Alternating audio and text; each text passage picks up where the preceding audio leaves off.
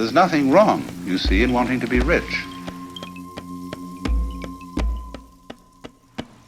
There's nothing at all wrong in being rich. In fact, I think the world without rich people would be extraordinarily boring.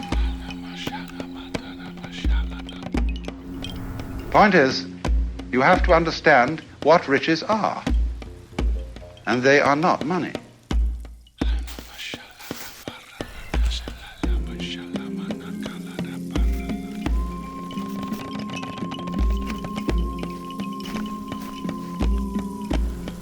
Riches are land, clothes, food, houses, intelligence, energy, skill. Those are riches.